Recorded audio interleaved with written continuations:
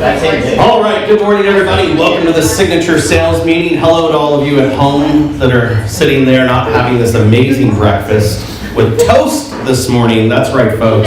You now have toast. A toast. Yes, a toast.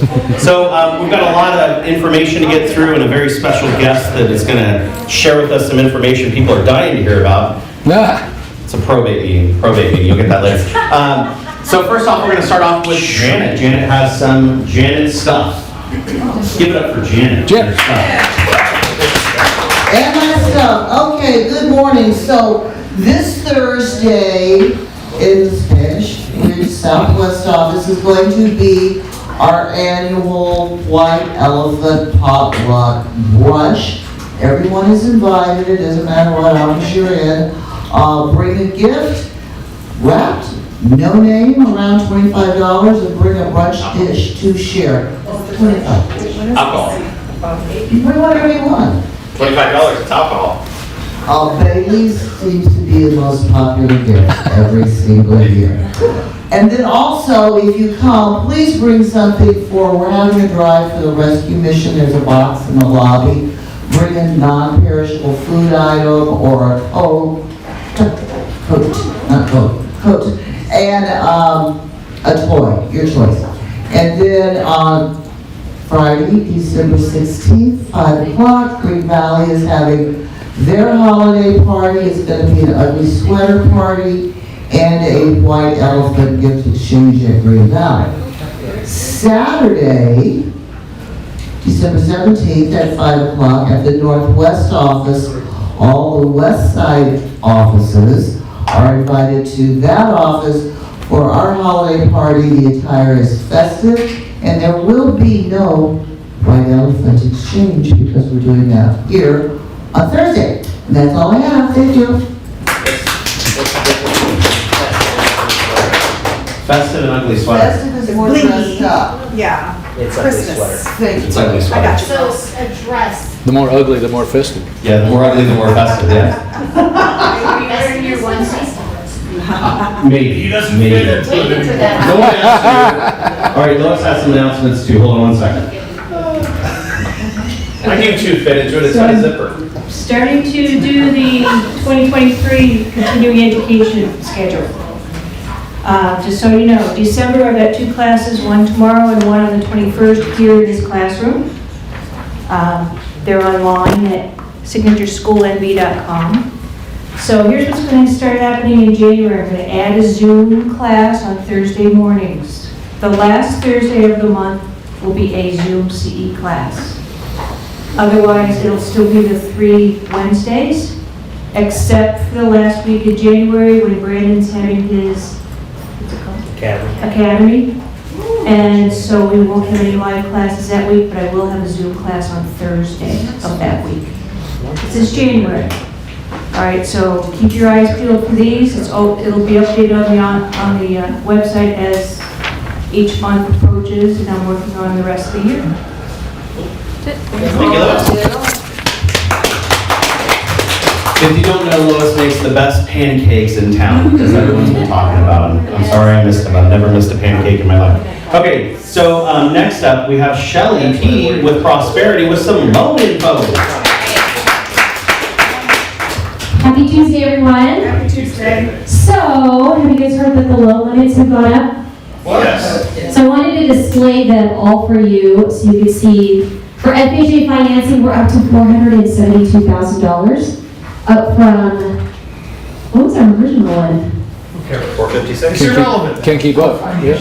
420 something, 42600, yeah, ish. Sorry, I can't have that fast. So your minimum down payment for FHA is 3.5% down. 580 minimum FICO score. It is an owner-occupied primary residence. Your max seller contribution is 6%. You may want to take a picture of this or ask for a slide from Beta because he has this. Conventional financing has gone up to $726,200. Minimum down payment, believe it or not, is 3% if you're a first-time home buyer. Thank you, Thomas. And your minimum FICO score is 620. You can do primary, second home, and investment on conventional up to that loan amount at $726,200, but do not be mistaken, that is not, the 3% down payment is not for your second home or investment property. Max seller contribution, depending on your loan to value, So a buyer putting less than 10% down, max seller contribution is 3%. Max seller contribution for a buyer putting down 24% is 6%, and anybody putting 25% or more is 9%. And then on your VA loan, there really is no maximum loan, a limit for VA. We have actually done loan limits, or a loan in, I think it was like 1.6 million, we had one in pre-qual for close to 2. If the buyer has, that FE means full entitlement. If the buyer has a VA entitlement out today, they can actually still utilize a second loan for VA. They just have to take the difference between what their current entitlement is minus our maximum loan limit for conventional, which is $726,200. We actually had an agent on Saturday. Their client was there at the Papers and Pancakes, and she'd asked if she could buy a second home. So she purchased the home VA by herself, single, and I think it was like $150,000 loan amount. And then she got married, and so now she wants to utilize her VA entitlement again. And so ultimately, we just took that $726,200 minus like $150, I think was her original loan amount, and so she can purchase a home pretty close to that $500,000. She doesn't have to sell the first home. She does not know. So in that particular case, because it's still going to be primary residence, she's moving up because she bought it single. She got married. Sorry, I forgot to include this. She got married.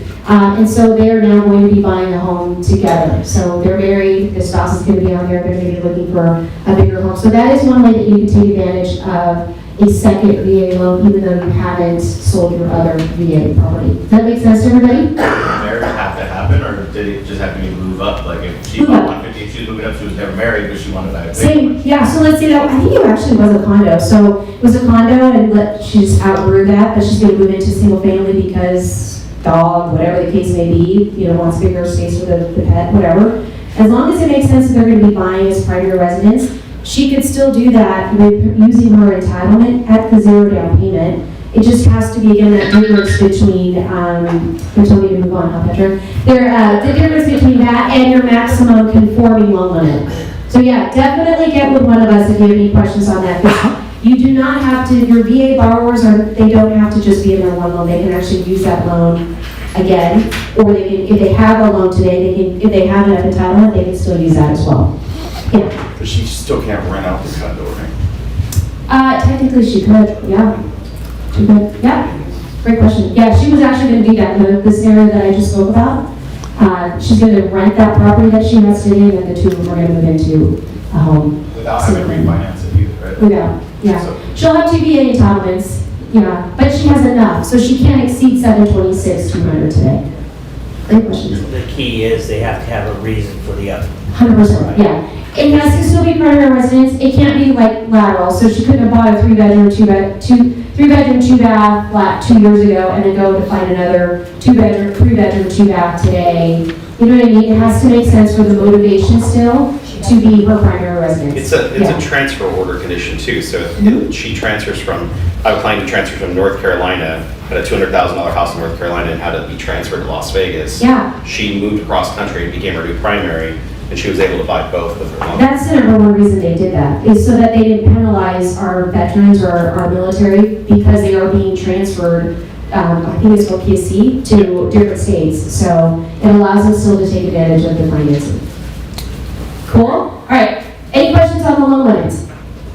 Okay, one tool to help you guys with your seller contributions. I know we're seeing a lot of that. Can you guys see this? If you want this, I also have this that I can forward over to you. Just ask inside the app, and I'll send this over to you. So this gives you 4 different opportunities to see what would be the best option for your clients, whether they do a price breakdown, or price break. So if a client wants to take $10,000 as a reduction on their sales price, or if they want to take that $10,000 and apply it towards a rate buy down, or if they want to take that $10,000 to do a temporary 2-1 buy down, or if they want to take that $10,000 to just pay off a buyer's, or to pay the buyer's closing costs. You'll see here the difference in payment. I mean, this is your rate buy down here, $2,400. Your temporary 2-1 buy down is at $2,230 for starting. And then you'll see what their total cash to close. So depending on what your buyer's preference is, right? And this option, you can either do 1, 2, all 4, whatever they decide, but this is something we can run through together. This is a great way for us to strategize with you as you're making your offers with your buyers, to help them visually see what it would look like to take advantage of seller contributions. Does that make sense, everyone? Yeah. So if you have any questions on this, any of our prosperity lending loan officers have access to this, whether it's on this property or multiple properties, or whatever the case may be. And again, we can make this specific to whatever it is that your buyer is looking to do, whether it's permanent, to a buy-out, pay for closing costs, or reduced sales price.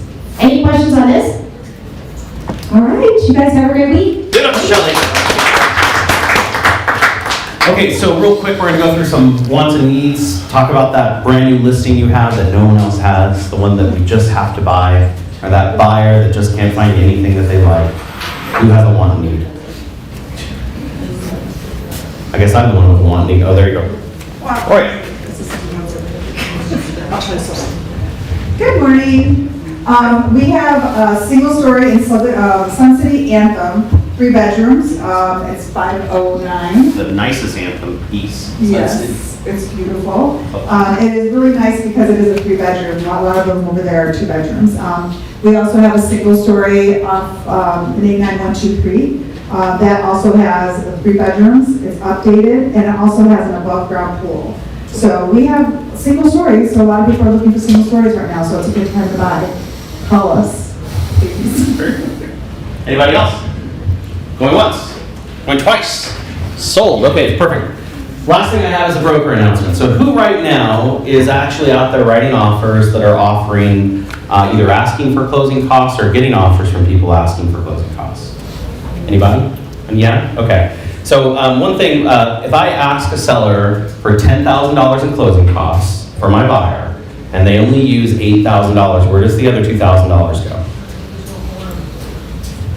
Back to the seller. Back to the seller, right? So if you were negotiating and you asked for $10,000 and you only needed $8,000, and you're negotiating back and forth with a client, and you know up front that that extra money goes back to the seller, is that a disservice to your buyer through negotiating that? Maybe? Would you be upset if you paid $2,000 more for a house that you could have got for $2,000 cheaper? What's the only thing I would have needed to do to not negotiate against myself? Do a net sheet. Do a net sheet, okay? My mother, when I got into real estate, forced me to do net sheets all the time. Now, I'm not saying that you have to do it every single step of the way, but you do have a requirement by the real estate division that you are accounting for the funds in the deal. And so if you're going to go, the first question I always get as a broker is, my client wants to ask for closing costs, how much do we need? So what really are you asking me? To do a net sheet for you, right? And so it's very simple. If I have a buyer that's going to be buying a property and they're buying it, let's say FHA, my first call is to Shelley to say, hey Shelley, what are rates looking at right now? What are the costs going to be on a loan about $400,000 with their 3.5% down? What would their closing costs be from your perspective as a lender? And she's going to spit out what her fees are. And she's going to tell me that. And then I'm going to look at the fact that they need a home warranty, and I'm going to look at the fact that they're going to be moving in towards the end of the month, so the prorations are going to be smaller. I'm going to look at all of those things before I write the offer, so that when I go in and ask for my closing costs, I don't negotiate against my own client. And so I just want to put it out there because we haven't seen closing cost credits in a while. And now it's happening. And let's say that you do get into that scenario, the first thing a real estate commissioner is going to do when they're sitting in a hearing about your file is they're going to say, where's the net sheet that you were supposed to do for your buyer? And you're going to say, I don't know. I just asked for $10,000. That's not a good answer. And I've actually seen people lose their license for that. So please, please, please make sure you're doing your job there. Michael? Isn't there a way you can word, instead of just asking for, 10,000 closing costs, but by adding a little something to it, where that overage could go back to, other costs occurring, reoccurring, non-reoccurring? How could that be worded so that overage could spill over to something else? And I get exactly what you're saying. So here's what usually happens. The escrow officer calls you up and says, hey, you have about $1,100 left. What would you like to do with it? And that's where we get creative, right? Well, I'd like to get a 14-year home warranty, right? And I'd like to pay the property taxes for next year. Well, some things are not allowable under certain loan programs. So yes, you could word it, and yes, you could use some of it up, and yes, some of that money could go to commission, right? And that's the one thing the agent asks first is, can that be used for commission? Well, it could, but But I would always want to know that up front versus when we get to the closing table, we have to figure out where this extra $2,000 is going. Transaction fee? It could absolutely go there. And that should be included when I do the net sheet to begin with, that I'm charging my transaction fee. I charge $9.95. I put it right onto the sheet. I tell them that, they sign my agreement. There's no question, but all of that can be paid for in that closing cost. I just want to find out about it at closing, and all I have to do is send the net sheet. But there are some ways to work around that. I'm not a big fan of that. I'd rather do it up front. Okay, so I'd like to introduce the gentleman to the left of me. This is Steve Hoops. Everyone give Steve a round of applause. So funny enough, I've known about Steve Hoops for a long time. I actually took over management of a real estate office, and every agent would come in and say, well, my broker Steve was such a nice guy. You know, we don't know about you. And Steve was always so helpful. He knew all of these things. We don't know about you. And so I had big shoes to fill in the office that I was working in because of this guy right here. Been in the business, how long? 32 years. 32 years, so he's just getting started, right? And I've actually done a few transactions with Steve over the course of the years, and he has a fantastic reputation. And Steve, just recently in the last 6 months, 7 months, joined Signature Real Estate Group, so we're excited to have him. So now I'm going to grill Steve for about the next 20 minutes, and Steve is going to share with us, if you didn't know, Steve is one of the few agents in the marketplace that is a probate specialist, doing probate at a very, very high level. And so that's what we're going to talk with him about today. But I come to find out, how do people get started?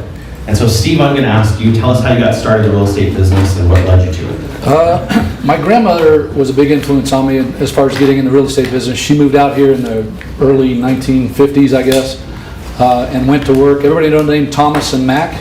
Yeah. She went to work for Thomas as his gatekeeper for many, many years. She was Mr. Thomas's secretary, and she dabbled in real estate.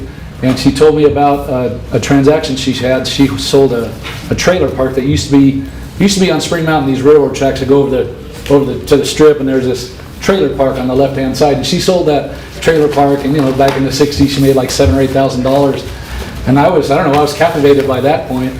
And I got home from the Navy, and I was kind of struggling what I should do with my life. And she said, well, go get a real estate license. And so I did. That was actually in about the mid-1980s. I tried it for about a year or two and just kind of ran out of money. And then I went back to college, finished that, and then I got back into the business in 1990 after I graduated from college. I've been full-time since. I've been a sales agent like I am now. I've been an owner-broker of a company. Been a managing broker, and probably my most formative years were a Coldwell Banker, working a great group of people there about leadership and those kind of things. And at some point, you get burned out of management. You get tired of hearing all your problems, trying to coach you through the rough parts. But I jumped back in sales, I guess back in 2012 or 13, something like that. I found a beautiful woman to support me and help me with life in general, not support me financially, but we're partners in things. And so she's got her license too, and we started doing probate in 2013. We went to one of those seminars that blows through town. I kind of laugh about it now because I know when you guys show up at court, there's been a seminar that blows through town. And I got kind of exposed to the idea about probate. All the demographics fit really good for me. I'm 60 years old. My generation now is burying their parents, and so we're kind of in this area that I'm living in. And so I think that helps me, relate to a lot of people our age. But yeah. So getting into probate, you said you had gone to a seminar yourself. Yeah. And so what kind of, where was your business from before probate? Man, it was all over the place. I was a big believer, I still am a big believer in a Mike Ferry system, meaning an active approach to your business. I'm not afraid to get on the phones. I like to get on the phones, but I hate for sale by owners. I don't want to do with expireds. So I struggled for a lot of years, and I remember my wife and I were down in Cabo. We took a vacation, and right before we left, my last deal fell out, right? It's one of those kind of vacations. And I was down to my last $1,000, and I don't know what it was. Something in me just said, it's either do or die now. And I kind of did, fuck it, I'm going to do it. And since then, it's been really good. Yeah. So, okay, so in the probate process, explain, what a traditional probate looks like from a real estate perspective. Sure. In the transaction. So the big difference in most of the probates, and I'll kind of say afterwards, a little bit of it's changing, is that once you sell the property, everything up until you sell the property is kind of like a traditional sale. You price it right, you put it on the market, you get the house fixed up, do the work that needs to be done, and then you wait for that buyer. But once the buyer comes in and the seller's accepted an offer, probate, that offer has to go back to court for confirmation by a judge. And the reason that happens is because that owner who died didn't have an estate plan. Quick commercial note, go get yourself a trust set up and put your assets in it, because that'll keep you out of probate altogether. A will does not keep you out of probate. You still have to go back. The judge is there to just supervise the will. But so you go back to probate for confirmation. It takes a few months now to get back to court. The judge holds a confirmation hearing. As part of that is that he's going to ask if there's anybody who wants to overbid on those properties. And boy, all summer long and for the last years I've been in it until now, really, the change, there was always overbidders. So you can almost count on whatever price you went back to court on, you were going to get at least $5,000 more from an overbidder. And so you just strategize with that. That's part of the whole strategy of getting it sold. So I want to go back to what you said with the wills versus the trust. And I know you're not an attorney, but you've gone through this enough times to understand it. So most people believe if I write a will and I have it notarized and I have it there, that my assets just automatically transfer to my heirs. They don't. They still have to go through court. So wrong. Yeah. It has to be appointed through. Yeah. Explain that a little bit better. It's a common misunderstanding. A will is sort of like, when I die, here's what I want done.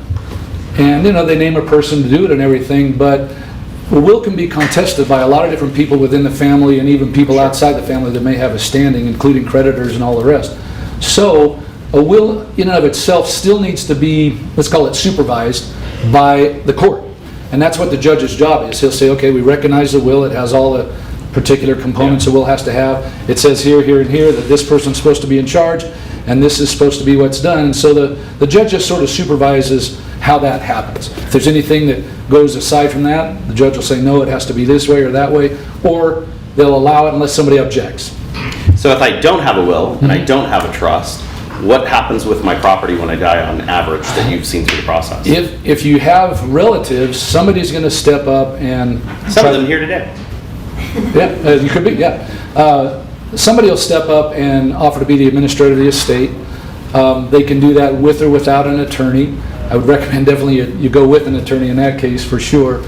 And sometimes you don't have to be related at all. There is a few scammers going on. I don't know if you've been following the Robert Tellis court administrator or the public administrator. Yeah. Well, he gives out a lot of business to us guys, right? Never gave me any because I supported him in his campaign, and he has this one guy he gives most of it to. But in any event, I forgot where I was going with this, but what happens when you don't have a will? Yeah, when you don't have a will, either a public administrator can get it and supervise it, or somebody could step up and as a family member and do it. Or a lot of times now, realtors or people who are unlicensed go through this filing process to where they're the administrator of the estate, and that's where stuff starts getting sideways, and people start getting ripped off, families start getting ripped off, and unfortunately, attorneys are in on it, and there's a few agents in on it too. So interesting, you brought that up, the scam. So I had a relative that I represented on their sale. They were still in a living trust, and the attorney who was appointed to be their trustee for the sale ran away with their money.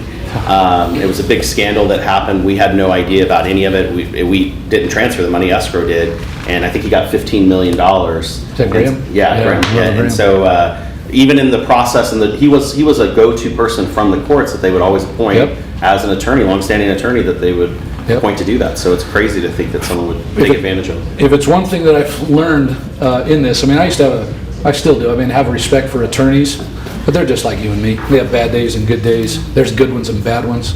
And from my seat in the courtroom and filing and going through these processes, I can tell you there's a big difference in service of attorneys, and be careful who you're working with. Sure. If you have a relative who's going through and you want an attorney referral, call me and I'll give you a couple of good names that would work out.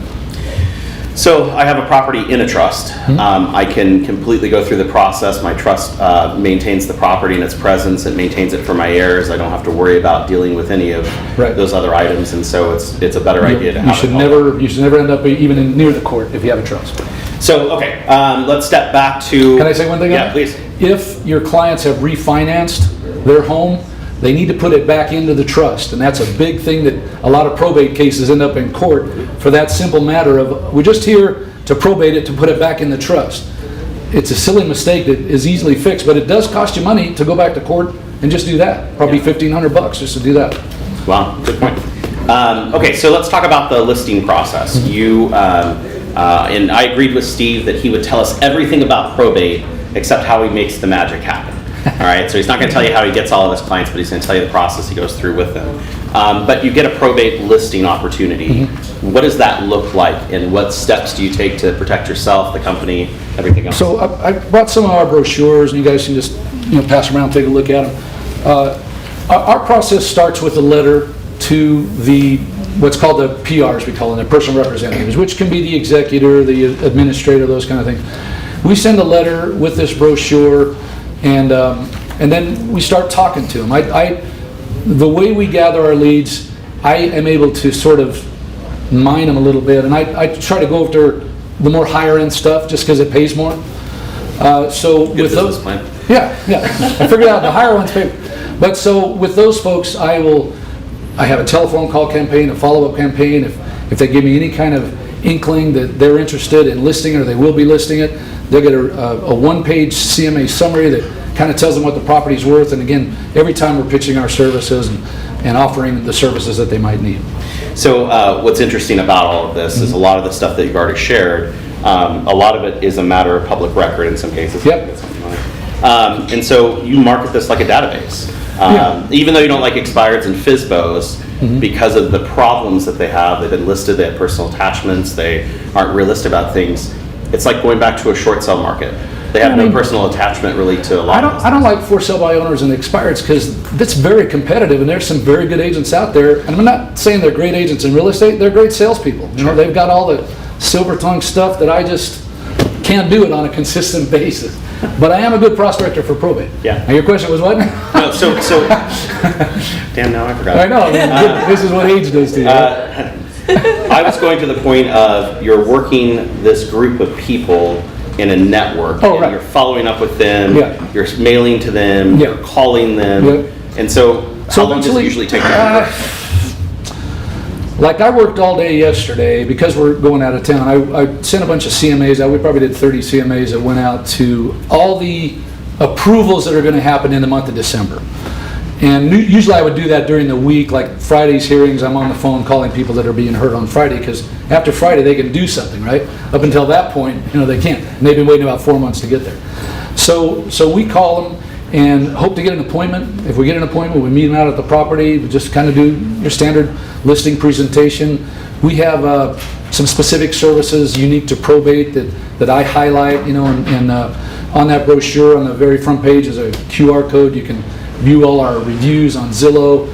So we really, ultimately, as you know, when you go out and talk to somebody, they're going to buy you, not necessarily the company you're with or the services you provide. So we try to give them a lot of good reasons in addition to me to do it. And that comes with experience.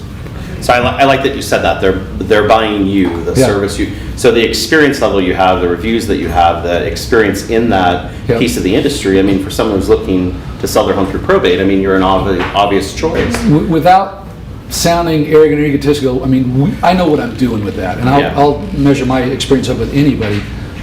But it's a humbling experience too. You have to deal with people and their emotions. A lot of this, they're not over it yet. And there's a lot of sibling rivalries and things that go on. There's actually nutty people who shouldn't be in charge of the estate, you're having to deal with too. So it's kid gloves. Okay, so let's talk about the actual process.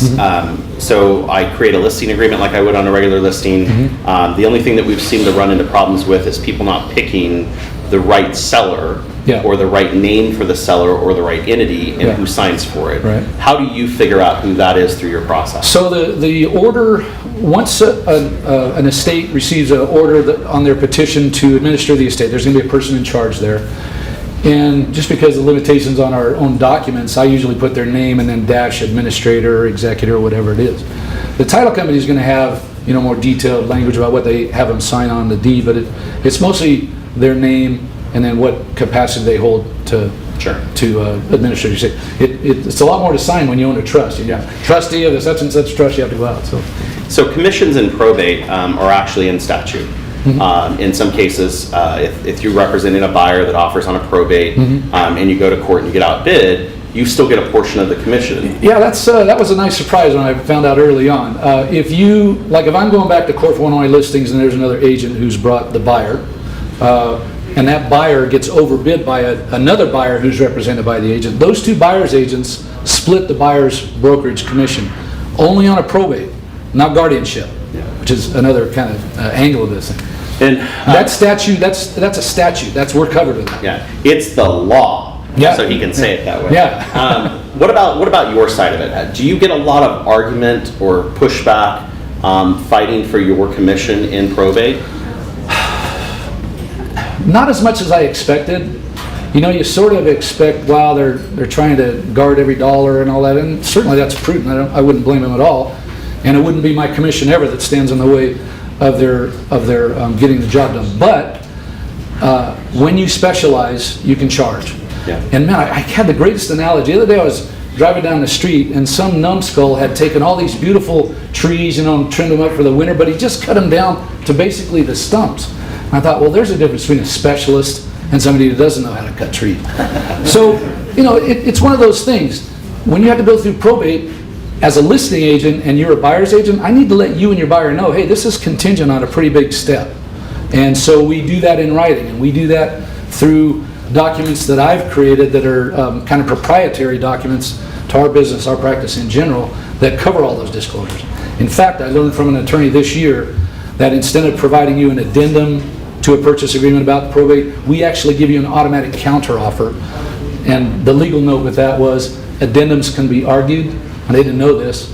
Counteroffers are part of the deal. So when you write an offer on our listing, a probate listing, even if it's perfect, I have to send you the counteroffer. So let's talk about that for a second, because it's kind of important. On a traditional offer, when you accept the offer, you start your due diligence, you deposit your earnest money, all of these things start happening. In probate, in actual probate, there's no court approval yet. Right. And so you wouldn't want to go and start doing your home inspection and your appraisal and getting your loan done, because you could be outbid on the property. And so now you've spent, $1,000 for no reason. And that's going to be a very pissed off client. And you can imagine that, you find the perfect home, you've been looking, and we were in that market, and you find it and you buy it and your offer gets accepted, and then you get a month, 2 months down the road and someone outbids you and now you have nothing. And so it's extremely important that you have that in writing, that there is a process you must continue through to make that happen. First of all, the funny thing is, a lot of buyers, they just don't even think about that. And so it's not my job to bring it up for you. If you lose it, you lose it. Now, I'll give you a little tip on the buyer's side. If you're writing an offer on a probate listing and it has to go back to overbid, just put in your offer that if your property's overbid, that your buyer will be reimbursed the cost of the appraisal and inspections up to a maximum amount. And the reason that's probably going to be accepted is because the seller's already going to get $5,000 more anyway, if it's overbid. They've already got $5,000 more to keep you in the deal, and to make sure, because keeping you in the deal gets us back to court, right? Even if you're overbid, my job is to get it back to court. Yeah. So it keeps you in the deal because you know your buyer's at really no risk, and it lets us go ahead and go through the process. The other side of that is the seller's spending a little bit more than that to get it back to court for your petition. There's legal fees to prepare the petition, legal court costs, filing costs, and so all that runs about another $800 to $1,200 for the seller just to take your offer back to court. So we're gonna do this, me and you, if we're arguing about that in a negotiation. But I would just say nip it in the bud in the first place and just write that in your offers. If you know it's got to go back to court, if it is overbid, then my buyer gets their money back, and you'll get it at closing. You can't say they get it back when it's overbid. You get it at closing. So I've got like 5 more questions for Steve, and then I'm going to open it up, so start thinking of your questions now. So I want to go to the buyer side of the probate process. So I have a FHA buyer that writes an offer on a probate deal. They have limited funds, the whole thing. And now they're going to court, and because you highly recommend that they're in court when the property's there for the probate, do they have to have cash for that overbid? Can they finance it? I mean, what's the rules behind that? Here's why, and it's kind of a trailing answer on your other question. We're not going to submit the petition until the buyer satisfied their appraisal and their due diligence, because if we go back to court and a petition, spend $1,200 to get there, and then you're doing your inspection and decide after the court approval, by the way, a court order, that you want to cancel, that becomes a problem for everybody. So that's point number one. Now, give me the question again. I'm trying to get these right. He's got to stop doing that. I know. I didn't write these down before I got here. I'm working on my feet. The buyer If I'm side- the FHA buyer, Oh, right, yeah. or do I have to have cash? So you're going to have cash because the appraisal's already been done. We already have established the FHA value for it. So if it gets overbid, it's really unfortunate for the FHA buyer. Now, I've got a great story about this one. Last year when I was on vacation, working long distance, one of my cases went back to court for approval, and it was a VA buyer. I don't know, this VA buyer, they were both professors, really smart people, they think they figured it out. Well, there was overbidders there, and they got caught up in the hype and overbid their own listing and won it by another $40,000. Oh, you're serious? And didn't understand, hey, you got an appraisal, you got to come up with that $40,000 cash, and they didn't have it. So when that happens, the seller can sue that buyer for deficiencies when we go back to court a second time to resell it if we don't get as much for it. So this is a really messed up case for that buyer. So this point is the biggest point that has come up in the last year that we've actually altered the RPA about. This is the only scenario in the transaction, in the way the current RPA is based, where the buyer has liability beyond the earnest money because they cancel a transaction inside their time frames, because it's now been court ordered. The judge banged the gavel and said, you will be the buyer of this property, and now they cancel, and like you said, the estate has damages because now this buyer decides to cancel. Those damages are usually more than the earnest money of $1,000 or $2,000. And so because of that, that liability of a market declining in pricing could cause that buyer to have to pay that difference. And so this is something the entire marketplace, and even I had no friggin' idea, and it's something that we read in statute to find that out. And so now it's a big point that if your buyer goes that far, and I can understand though the thought behind it, why the court's set up that way, because you're literally there overbidding, for the value of someone's estate. But you've got to make sure that your client is completely committed at that point, and they understand if you back out of this, it isn't just about the earnest money. They could sue you for more in damages, and not only that, attorney's fees. For that scenario, it's a mistake to ever go back to court in the first place. You should get your appraisal and your due diligence and get everything signed off, especially if you're the listing agent. Because then that buyer, they can't wiggle out for those kind of things. And the overbid buyer doesn't get to start over. They basically take, the judge is going to say a mirror image of the offer, but usually overbid buyers are cash, but if they are financed, they don't get to start over with due diligence, and they don't get to go get another appraisal. They have to go from that point on. They go from that point on, and it must close within 30 days of that order. So whatever their issue is, they have to know that going in. So I love the perspective that Steve has brought, because in Steve's point of view as a listing agent doing probate in a high level, he wants all of these things done. And as a buyer's agent trying to protect my buyer's meager earnest money and their thing, I want it to be done later, right? And you can do it both ways though, right? You could go to court and actually get it without it being done, and then you have to do it in 30 days. Yeah, but it's a pain. There's too many things that could go wrong for the buyer at that point, because you've got a court order now saying you have to buy it at this price. The judge doesn't care about your due diligence or your appraisal. All that is inconsequential to the order. So if you can't buy it, then the estate can hold you liable if you want to back out of it. So you said a great point right in your offer that the buyer will be reimbursed for the cost of the inspection and the appraisal, meaning that they would probably have to then transfer that inspection and appraisal over to the deal. And you'd really, again, to that point, you're still the buyer's going to get it. It helps the estate if you'll give them the appraisal, because it saves the estate a little bit of money. Sure. And it speeds the process up. And the inspection is, it's handy to have. If you're canceling because of the inspection, then we get a copy of it anyway, the contract says that. It's just handy to have all that stuff done. Now, do you still use attorneys, even though you have a great knowledge of them, do you still have attorneys that you go through the process with, the estates? So, I can't be loyal to any one attorney because I need business from all of them, right? Sure.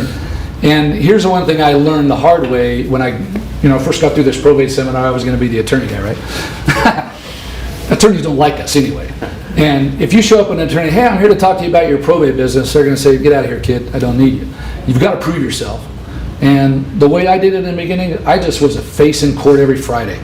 Every probate attorney that was in court every Friday saw who I was. I do a little, shaking hands and kissing babies and introduce myself. And slowly they got to know me and know that I was doing it.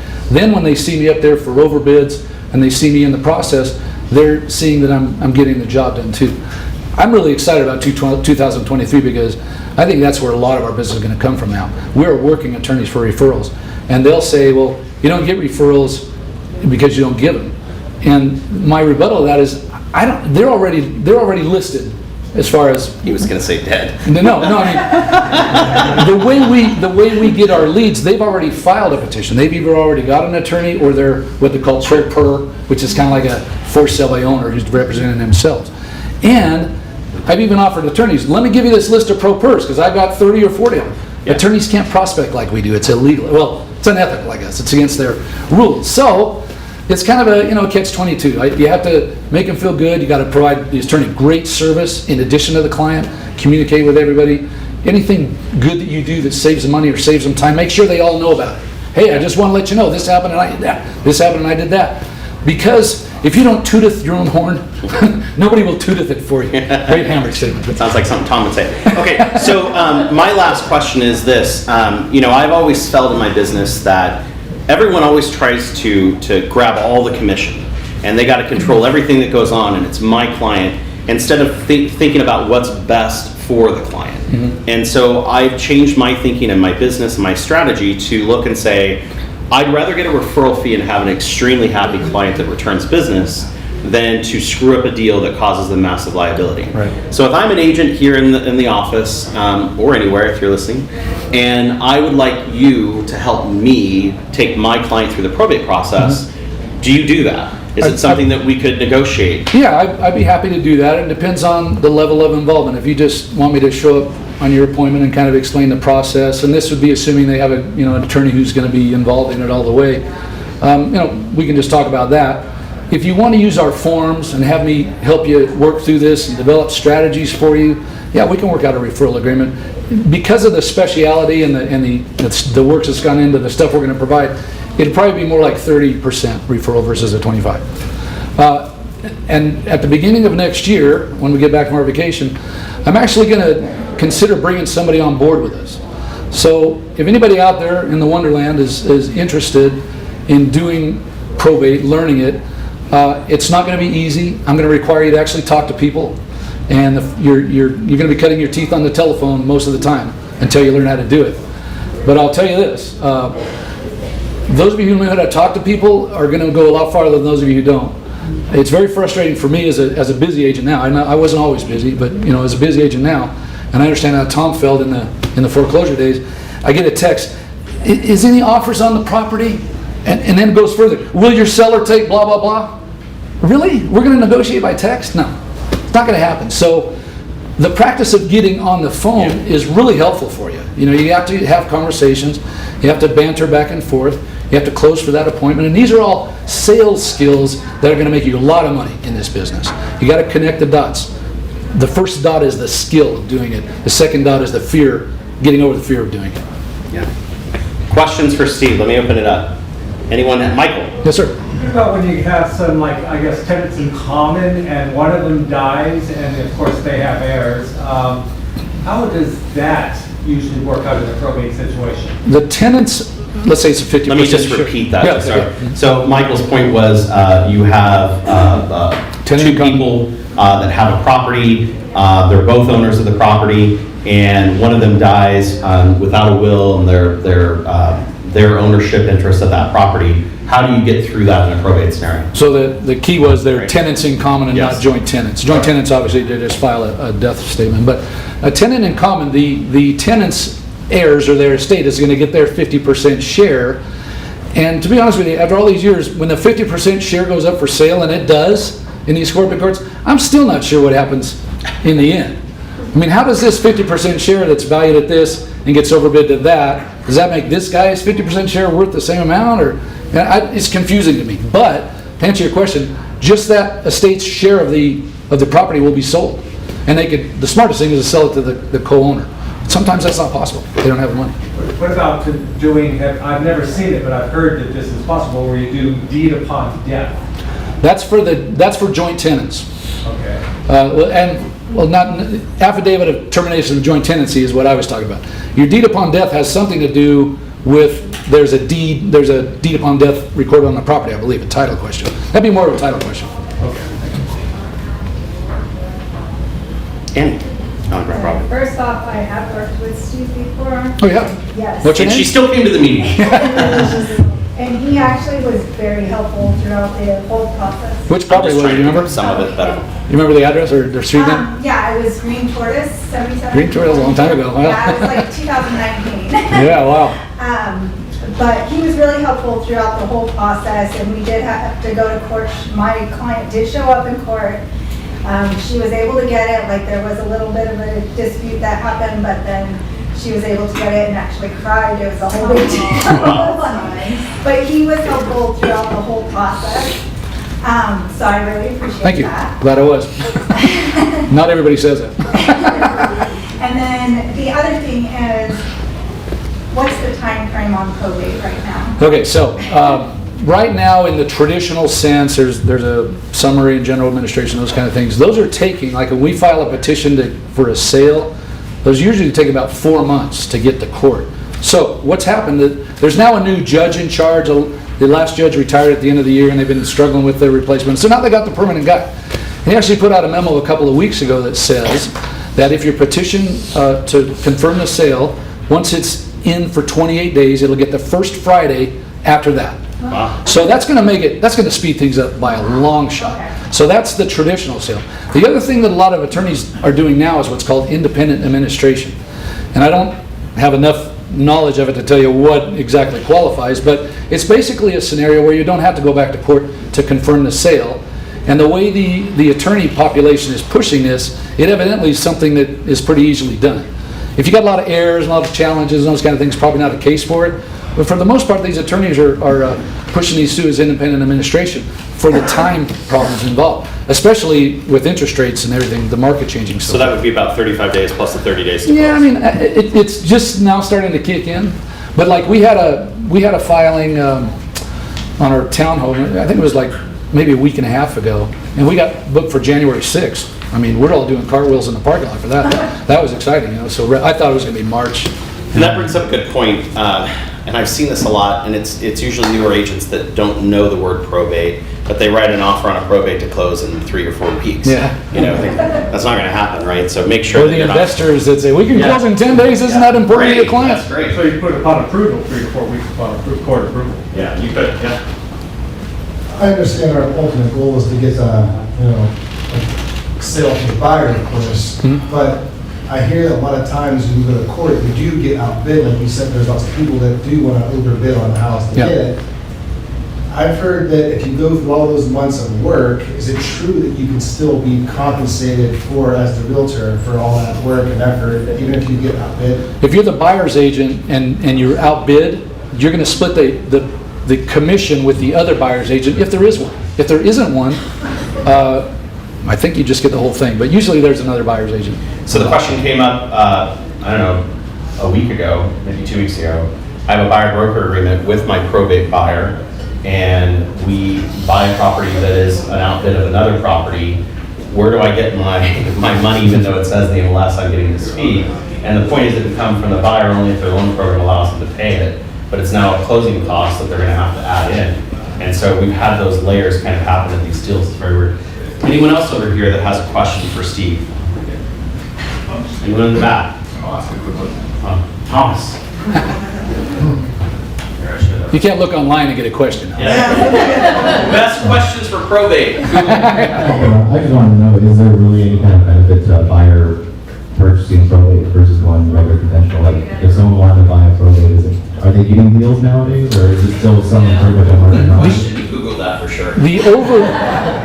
What I found interesting is in probate is the overbid process sort of acts, again, I represent sellers, I love sellers, it'd be my preference to never work with another buyer again. But it works in the advantage of the sellers. It just, the pricing, the process, everything just works to the advantage of the seller. So I'm not getting this screaming deal where I'm getting 20% below. No, because if you go back to court with a below list or below market offer, the investors are going to show up and overbid you. So Because they normally will list probate. yeah, and these guys, they have information on everything. I don't know where they get it at, how they get it, but they have everything when they're coming to court. They already know all about the property. And with the way the hearings have been so scattered, it's hard to know when they're coming back to court. So I've been kind of fascinated, like, how are you getting this information? They must work every day to look at it. Anyone else before I go down a different track? Going once, going twice. Perfect. All right, Steve. Yeah. I'm going to go down a different road with you, which I kind of told you I was. Put you on the hot seat for a minute. So, 32 years in the, 30, I make the jokes around here. 32 years in the business. You've been in a lot of different positions as a broker. You've trained a lot of agents into the business. What advice do you have for brand new agents in the upcoming market? I mean, you have positioned yourself very, very well in a very specific skill set that is providing you with a lot of transactions. What advice do you have to the agents out there to be able to get themselves into that position? Not necessarily probably just in any way. You got to talk to people. Let me go backwards. There's the theory of the approaches you'll take to your business. And gosh dang, this is a sales business, guys. We don't get paid to sit in our jammies at home and watch TV and text and Facebook. He's not saying that to you at home. It's okay. I'm not. I don't mean that. I don't mean it that way. But there are agents out there who think that can happen. You've got to talk to people, and you've got to decide if you're going to take an active or a passive approach. A passive approach is just strictly a mail campaign, for instance. I think a social media campaign is somewhat of a passive approach because you're kind of doing a lot of work that creates activity to hopefully create activity. Activity creates activity is not a productive use. You want an activity that produces income. And I can connect the dots, and I learned, the advice I would give you is learn how to connect the dots back to where your last commission dollar really came from. If you can take, okay, this check I got yesterday, it was from that sale and this, that, but what did I do to make that sale happen? What was the cause of it? 100% of the time I can say it's because I got on the phone and talked to somebody. It's not because they got that fancy brochure. It's not because they got a referral, I got a referral from the attorney. It's because I followed up and I called him and I said, and approached from the heart of, I feel like I can offer a service. And I always, hey, you want to list your house? I'll never hear me say that. I'm here to provide a service if you need it. And not everybody needs it, I get that, but boy, that's such a soft approach. And people respond to that. The other thing that I found really interesting about this is, a lot of times when we're talking about database management and you working your database and connecting with people, what I realize is that we get very single level focused. We're not looking at the full dynamic. Imagine if you had a database of 400 or 500 people. Unfortunately, in life, there's birth and there's death and all the things going on, and you see what happens in this person's life, and someone loses a parent or a friend or a sibling or anything else, and the first thing I always see is 50 comments of condolences. I'm so sorry for your loss, everything else. And I'm not saying drive right on their house to house, but I'm saying that life happens, and you're talking to that database, and you're like, listen, I'm so sorry to hear about the loss of your mom. I just want you to know that I'm here for you, but I'm also here if you need any advice. I have a specialist in my office that does probate. I just want to make sure that you have everything you need. I'd love to put them as a resource. Now, be very, very tactful as you go through that, right? That's a weird conversation. But it's something that people don't even look at in their database of what's really going on in someone's life. And it's like when someone has a baby, right? Oh, what a cute baby. What a cute baby you have, Roya, right? Those pictures were wonderful. Well, when you have kids and you have another one of them, you realize your house is too small. I don't care if it's 10,000 square feet. Once you have another kid, your house is too small. And so it's paying attention to those things. And I like how you said active, because you're on the phone every day making those phone calls to connect the dots to get you the business. Yep.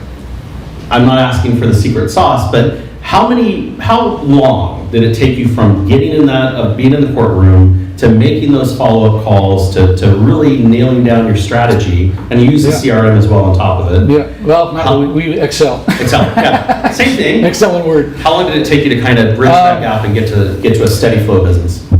I still think we're bridging it, but in the beginning, I don't remember. It's a pretty nice bridge. Yeah, it's been a great bridge the last couple of years for sure. And not to be dark, but COVID is helping my business. I mean, sure. It's just the reality of it is. God dang, I forgot your question.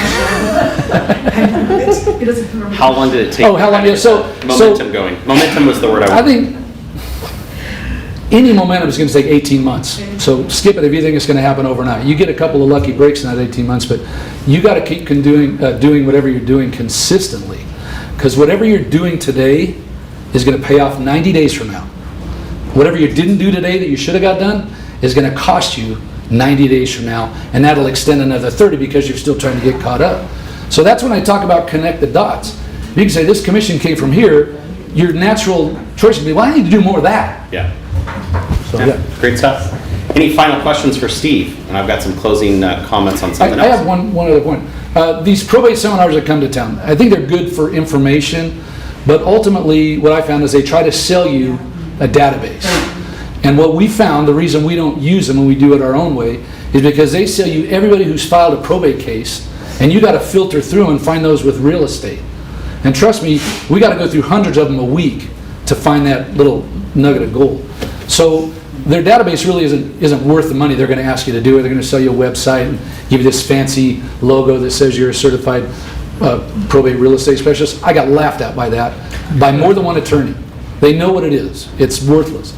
Take some of these, like these attorneys give CEs on probate. Take those are good classes, and they're with attorneys, and you're getting exposure to them, they're getting exposure to you. It's kind of a win-win situation. Those are the better ones. Great advice. Let's give Steve a round of applause. So a couple of closing comments from me. So this year, 2022 was a very, very interesting year. If it was a wine, it'd be a little bitter. You know, the one thing I'm seeing, and I've said this before in a couple of meetings, is that a lot of agents have an extremely negative context on everything. And this morning in the media, the RJ actually quoted Brandon by talking about the fact that, you know, prices are looking similar to they were last year. Who here hated last year? Anybody? No. Last year was a fantastic year for real estate. But the whole point is, you know, the media took a great comment of, yeah, they look similar to last year. So if you had your home last year and it had equity in it, you were in a good position, you're still there, right? But their tagline was crap. It said, falling home prices still struggling in Las Vegas, right? Because that's a way to kind of say the world sucks. I just want to ask you, as a company, we have one of the most amazing groups of agents that I've had the privilege to work with. And I kind of want to raise the bar of the comments that we make. Because if you're negative about the market, your clients are negative about the market, meaning your business will be negative about the market. So do what you can to make that better, and try to find the positive in anything if you can, because it's easier to sell. The other thing I want to comment is we had some amazing people here at Signature that gave their time and service to our association. And so I'd like to recognize them for a minute. And I would like to start with our main man, Mr. Brandon Roberts, our LBR president. He had a tough year. He put up with a lot of crap that didn't make him any money. And he fought through it, he fought for us, and he made a big difference in the industry. And so we really do appreciate that. He had his appreciation event just the other night, handed out some nice stuff, and it was a lot of fun, right? We have some committee chairs that were here. So Patty, you were committee chair of what again? I was a committee chair of political. That's right. I've heard about it. Yep. Yeah. And thank you so much for making that a great meeting. I actually had the ability to attend and grill Tom and Keith as part of that. So Patty, good job. Round of applause for Patty. Michael made it happen in Global, and I heard that you did a fantastic job. The trade missions that you guys went on were absolutely fantastic. And great job in getting to do that through, you know, the difference in COVID and everything else. So give Michael a round of applause. Tyson's not here, but if you went to a good event, you went to a YPN event, right? They were some good parties, and everyone really enjoyed it. And he did a fantastic job with that. So when you see Tyson, give him some props wherever he is. So give him a round of applause. And I'd be remiss if I didn't mention Chelsea.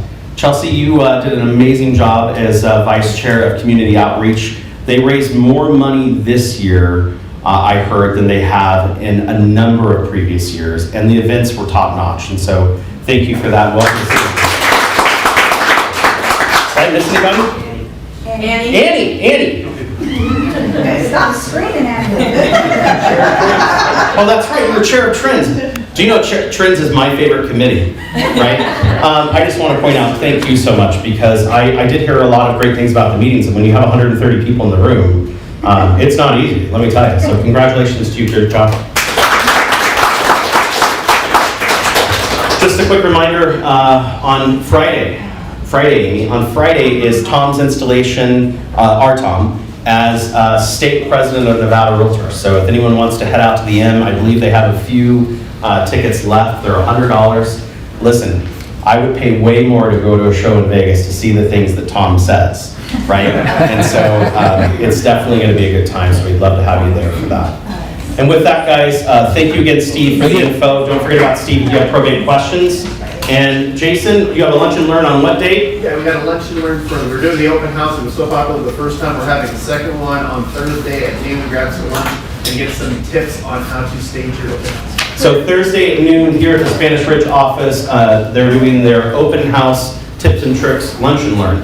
I got that all together in the same sentence. And so make sure to check that out. With that, guys, thank you so much. Orientation's right here at 11 after the meeting. Thanks so much. Have a great week.